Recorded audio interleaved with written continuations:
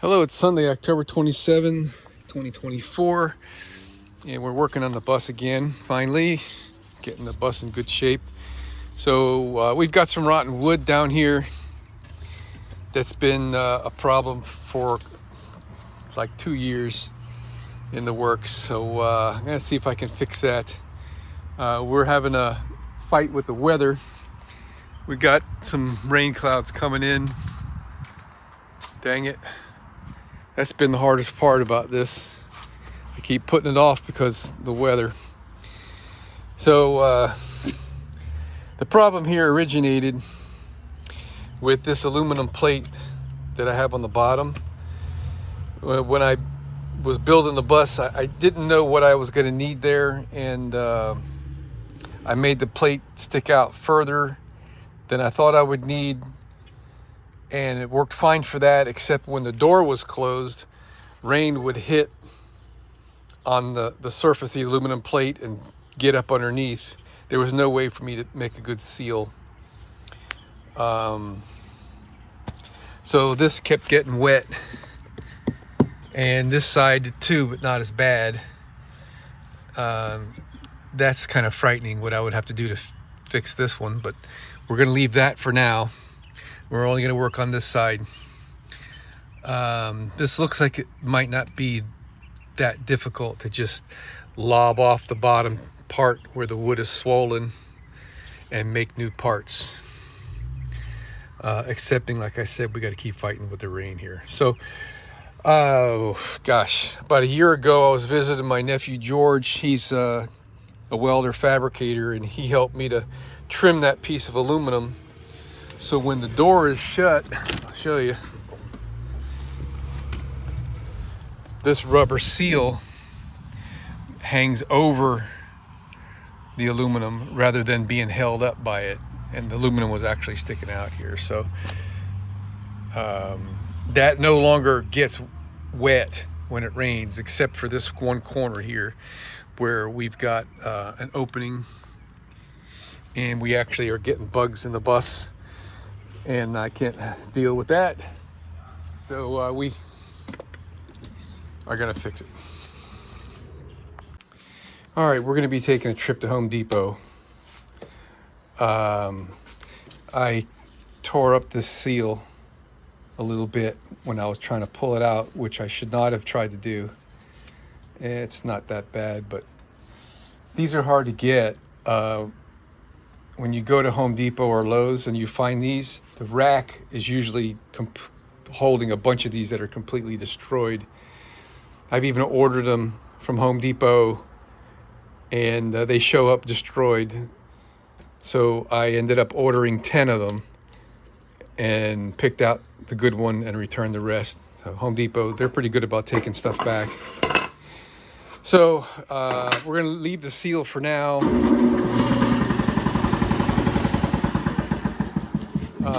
I had bought this piece of wood a while back thinking this is all I would have needed, but it's not long enough. So I'm gonna go buy 3 feet of 2x6. And it's amazing how this stuff rotted so bad. You know, this is oak. I thought this would hold up better. I mean, pine would have been better than this, I think. It's completely, it sucked up the moisture from the bottom. You can see it. It just sucked it up to there. It's pretty bad. So this is just a 1x6. And it's got the normal profile of just a piece of 1x6. This one I can cut out of 1x6, but it's got this weird angle to it that I'm gonna have to duplicate. So 3 feet of that ought to get me going. And I gotta come up with something that I could saturate the bottom edge of the wood with that'll stop it from wicking. Years ago, there was this chemical I used on my old garage door. It was called Wood Restorer. It was a thin liquid about the thickness of like milk, maybe. A clear, kind of like a I don't know if you'd call it like a paint or a glue, whatever, and it was made to soak in the wood. It was designed to be that you could apply it to rotten wood, you know, not quite this bad, but wood that had gotten soft, and it would soak in and cure up and make the wood hard and usable again. I wouldn't be using that to try to save this wood, but maybe that would be something that would soak into the wood and make it waterproof. I mean, when I installed this, I used urethane caulking on the bottom edge. And I'm thinking that the urethane was not the right choice. Probably a water-based caulk would have been better. But we're off to Home Depot. Yeah, look at there, man. That was not bad at all. So this is like trapezoidal and every kind of other name that you can come up with for shapes. Let me show you what we got going on here. So we're kind of hollow on this side in the middle, and we're kind of round on this side, and we got an angle on this side that's far from 90, and I don't even know what that is, but that's okay, it fits. And I've already run the router over this side right here, and it pretty much matches what we've got over there. So this is ready to install. Look what I found, man, when I went to Home Depot.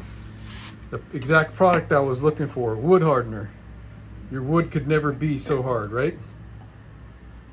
Penetrates deep to stop wood rot. Creates a solid surface for filling, interior and exterior use. So this is a real runny liquid. Use acetone to dissolve it, it says. That's the stuff, man, I remember. I thought it was wood restorer, but this is what I was thinking, man. So I'm gonna saturate the bottom edge of this thing with that stuff before the day's over. We're not gonna install this today. Let's see, it says it takes 2 hours drying time. I don't think we're gonna be getting this done. So the next thing I gotta do now is transfer the holes that are already in the bus into this. And I need to use transfer punches or something so I can put the wood up against the bus, tap it with a hammer, and it'll make marks. There's 3 screws that are gonna go on this edge, and I'm gonna add 2 more. I'm gonna add one down here at the bottom someplace and one up here to secure this thing. All right, these things are fabulous, man. So this is a set for 1032, and I've got one of these for maybe down as far as number 8, and I know I got up to 3/8 of an inch. When I was able to find, I don't know where I bought them, okay? Whenever I found out where to buy these from, I just went and spent my money, man, because these things are fabulous, and they're rolling away on me here. So they look like set screws. All right, but the difference is where you would put an Allen wrench, it's an external hex with a point on it. And you screw this thing in the hole and you leave the point sticking out. And the hex fits in the tip of the tool. It's the wrench for it. Ain't that cool? So I've got 1, 2, 3, 4, 5 of them evidently that came with the kit, and a couple of them it looks like I made. There's this is an old Allen set screw right there. That's a 1024 thread, and I don't know what this guy is right there. Looks like one I made myself a long time ago. So let's see what I need here. I think I need 3 of them, right? Yes, I need 3. Let me put this little knob on the back here just so I got something to work with. Now, I hope they're long enough.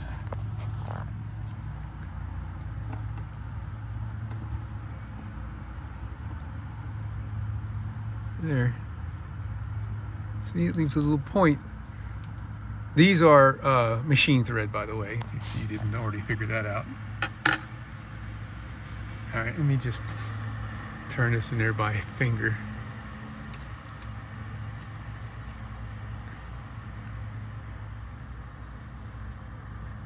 I guess the wrench is better.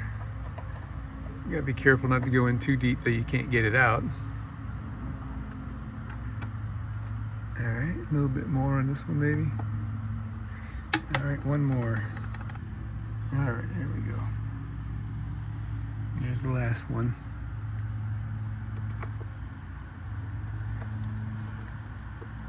These things are just barely long enough for this application here.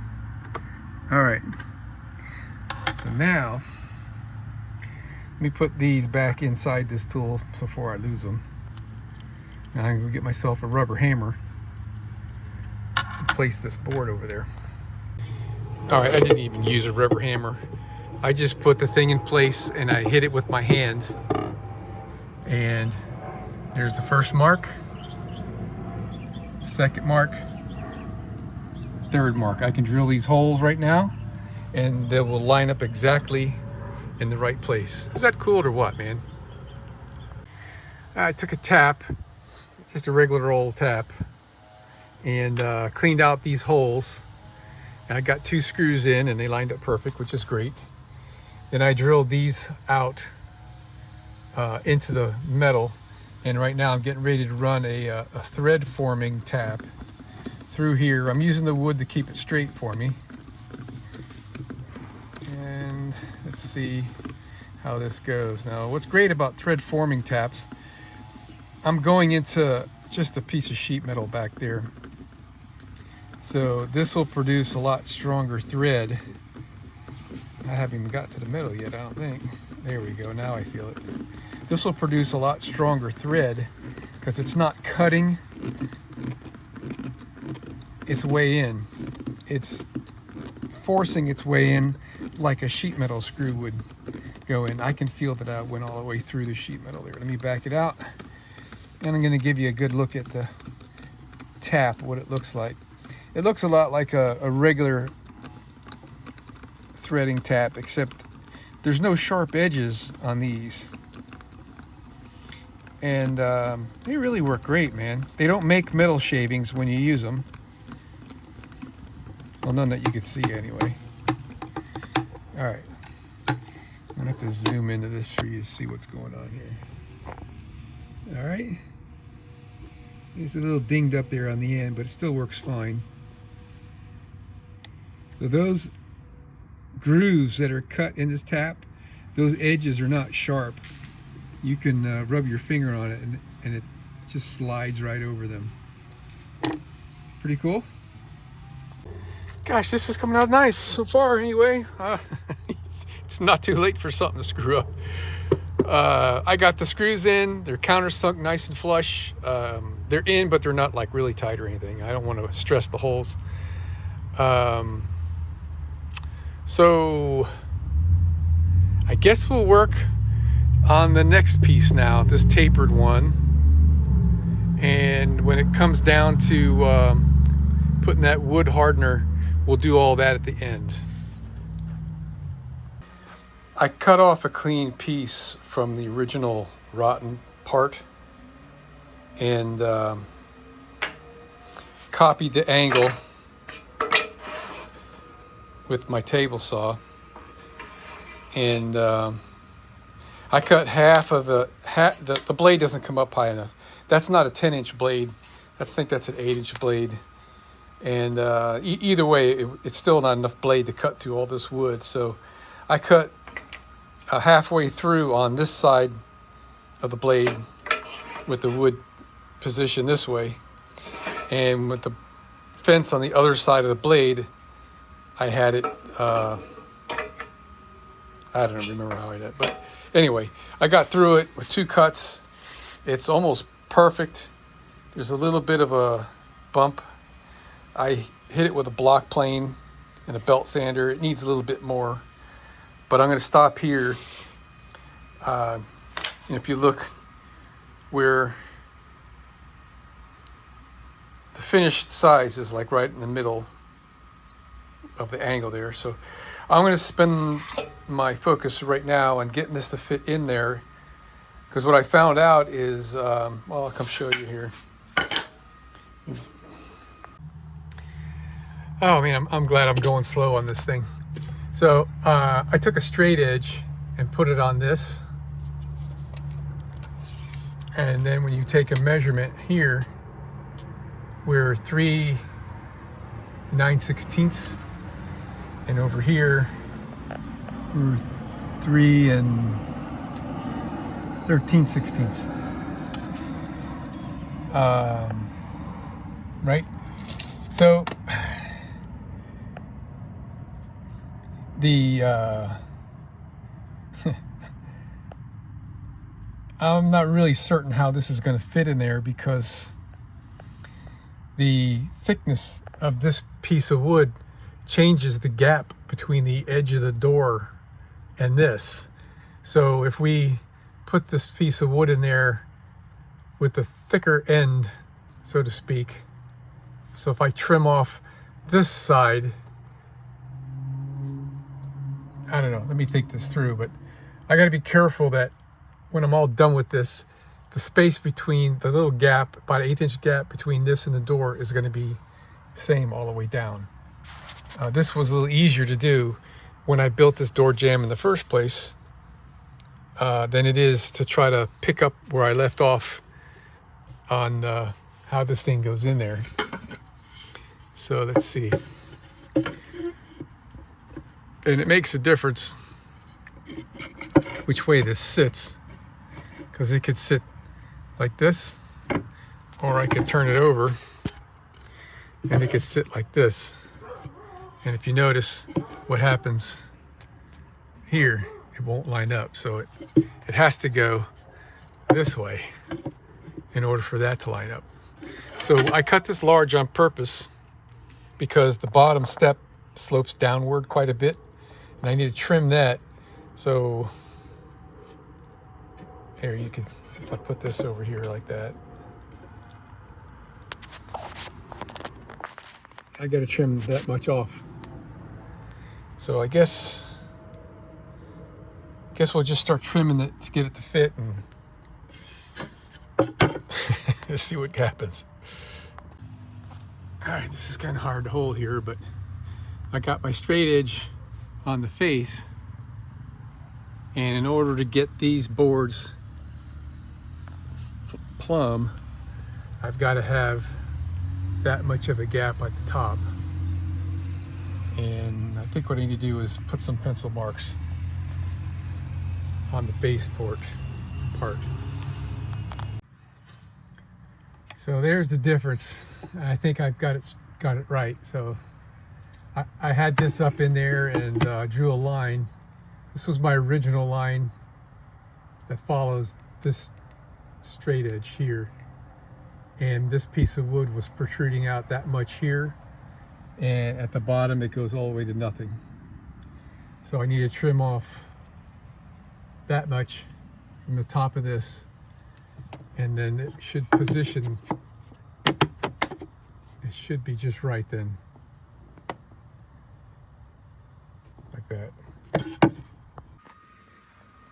All right, so I got to take off from 0 to 7/30 seconds. So what I'm going to do, I got my table saw fence set for the size of the wood, and as I feed through, I'm going to hold this 7/30 seconds drill bit right there. Well, I kind of can't do it with one hand, but you get the idea, right? And I'll feed it through with the wood. We got this side looking good. Now we got to trim this side, and I'm going to start. I can't even measure or see around the back of this piece, so I'm going by feel with my finger on the back, and it seems like it's a straight cut. So I've marked lightly. You can't really see it in the camera. It's about 3/16 of an inch I have to trim off of that straight. But now this piece of wood is tapered. it's tapered by this much. So what I'm going to do is I'm going to move my fence over that way for as much as I want to trim off. And then I'm going to run this through there with a bit at that end to hold it over like that. I think I'm there. These are like the slivers I was cutting off here, little bit at a time, in order to get this edge flush with the piece behind it. So we're flush here, and we're a little bit off in the middle. But I got to stop because I can't see well enough. It's gotten too dark out, and the mosquitoes have found me. So we're going to leave this for tomorrow.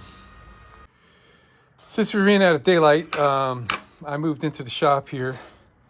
I put this piece on the line, clamped it in the vise, and I block planed so they match back here, and it's probably 100% correct. I went ahead and used my router and rounded off this corner. And so now we're going to get our first coat of this stuff on there. Varathane wood hardener.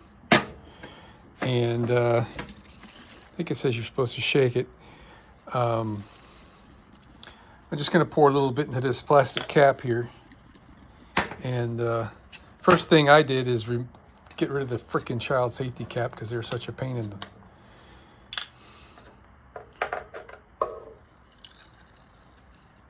All right.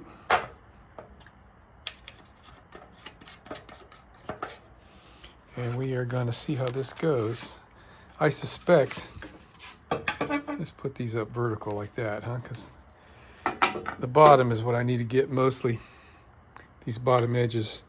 I think this is going to like soak right in. It does. Yeah, I've used this stuff before. It just soaks right in. So I guess, I did some reading. I was looking back at my videos of when I made the door just so I can get some information on how I did what I did. Yeah, this soaks in as fast as you can put it there. It won't even drip down the sides. So I was looking for information on how I did all this and what degree the angle is. And I mentioned, oh man, I used oak wood. This ought to last forever, kind of a thing.